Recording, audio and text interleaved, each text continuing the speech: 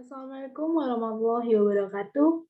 Shalom, Om Swastiastu, Namo Buddhaya, salam kebajikan untuk kita semua. Nah, pada kesempatan kali ini, saya Gabriela Evita Floriana Sihombing dengan NIM 2005-040024 akan menjelaskan mengenai alur beracara penyelesaian gugatan sengketa tata usaha negara secara e-court.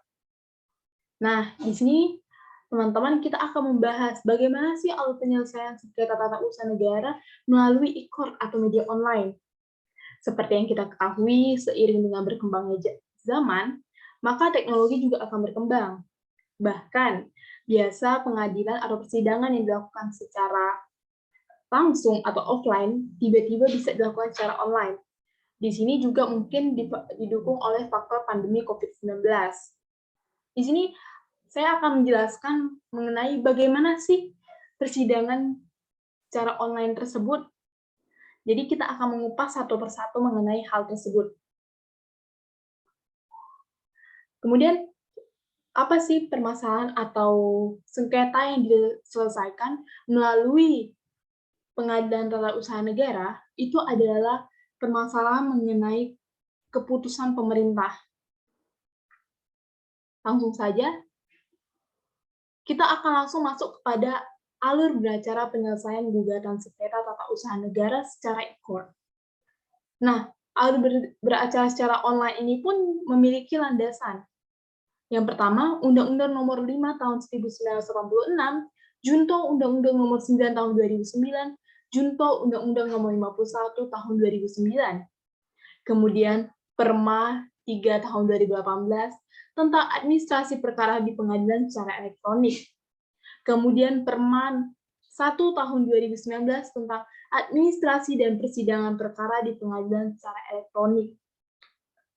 Nah, kemudian sebelum kita masuk ke dalam hal ini, ke dalam alur-alur ini, pasti teman-teman bingung nih, apa sih e-court tersebut?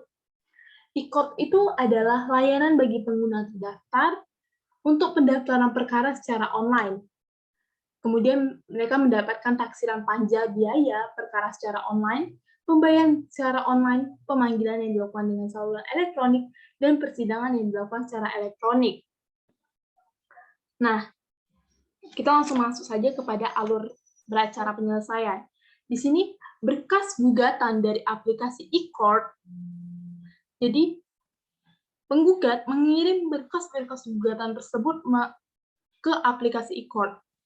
Berkas-berkas ini berupa surat-surat bukti. Kemudian mereka melakukan pembayaran panjar. Berkas-berkas yang dikirim ini akan masuk kepada Pengadilan Tata Usaha Negara. Dari Pengadilan Tata Usaha Negara ini akan tim kepanitiaan akan melakukan verifikasi terhadap berkas-berkas yang masuk.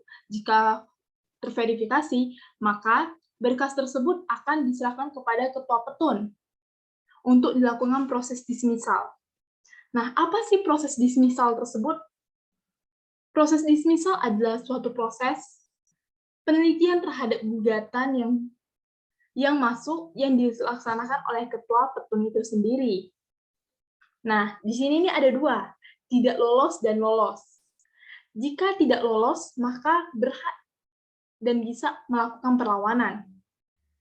Kemudian dilakukan persidangan oleh majelis hakim dengan acara singkat. Nah, acara singkat ini apa sih? Acara singkat merupakan persidangan di Petun yang secara khusus menyidangkan perkara perlawanan atas penetapan dismisal. Jadi acara singkat ini dia itu tidak menerima adanya dismisal. Kemudian jika ditolak, maka gugur demi hukum. Tetapi jika majelis hakim mengabulkannya, maka majelis hakim akan meneruskan acara biasa tersebut. Kemudian dari acara biasa tersebut akan dilakukan pemeriksaan persiapan secara konvensional.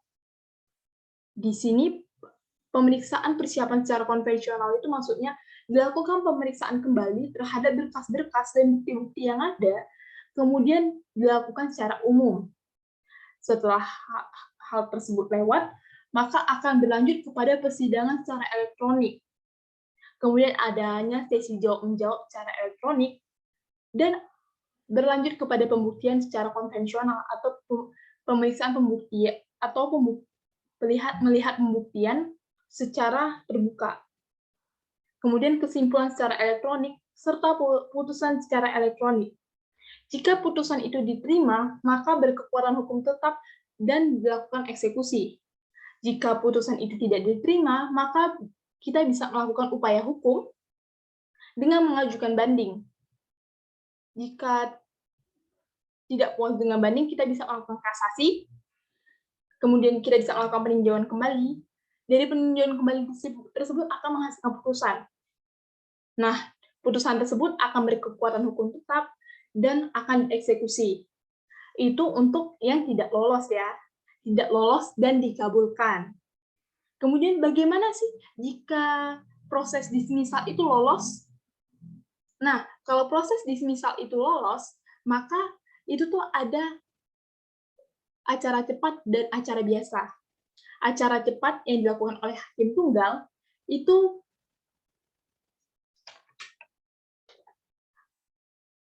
permohonan dikabulkan dan tidak adanya prosedur pemeriksaan persiapan. Jadi di acara cepat ini tidak ada persiapan pemeriksaan. Jadi dia tuh langsung kepada persidangan secara elektronik. Dari persidangan secara elektronik tersebut akan adanya sesi jawab-menjawab secara elektronik, pembuktian secara konvensional, kesimpulan secara elektronik, putusan secara elektronik, dan jika diterima akan berkekuatan hukum tetap dan akan dieksekusi. Jika tidak diterima, seperti yang sudah saya jelaskan sebelumnya, maka kita bisa melakukan upaya hukum dengan mengajukan banding, kasasi, peninjauan kembali, dan dari hasil tersebut akan menghasilkan putusan yang berkekuatan hukum tetap yang akan langsung dieksekusi. Itu pada hakim tunggal di acara cepat. Kalau majelis hakim di acara biasa itu sama saja seperti acara biasa yang sudah saya jelaskan sebelumnya, akan dilakukan pemeriksaan persiapan secara konvensional, kemudian akan lanjut pada persidangan secara elektronik, kemudian adanya sesi jawab-menjawab secara elektronik, pembuktian secara konvensional, kesimpulan secara elektronik, dan putusan secara elektronik. Dari hal tersebut, jika putusan diterima, akan berkekuatan hukum tetap, kemudian akan dieksekusi. Jika tidak diterima, kita bisa melakukan upaya hukum dengan mengajukan banding, kasasi, peninjauan kembali, dan akhirnya akan adanya putusan yang berkekuatan hukum tetap dan akan dieksekusi. Sekiranya teman-teman itulah yang dapat saya sampaikan mengenai alur beracara penyelesaian gugatan sengketa tata usaha negara secara e-court. Sederhana saja sebenarnya, di mana ini sama saja dengan penyelesaian gugatan sengketa tata usaha negara secara langsung, tetapi bedanya itu cuman kita melakukan secara elektronik atau online gitu. Kita tidak bertemu langsung, tapi kita melihat melalui saluran televisi atau komputer atau laptop. Jadi teman-teman sekian yang dapat saya sampaikan, terlebih terkurang saya mohon maaf. Saya akhiri, wabillahi taufiq wa hidayah. Wassalamualaikum warahmatullahi wabarakatuh. Shalom, Om Santi Santi Om.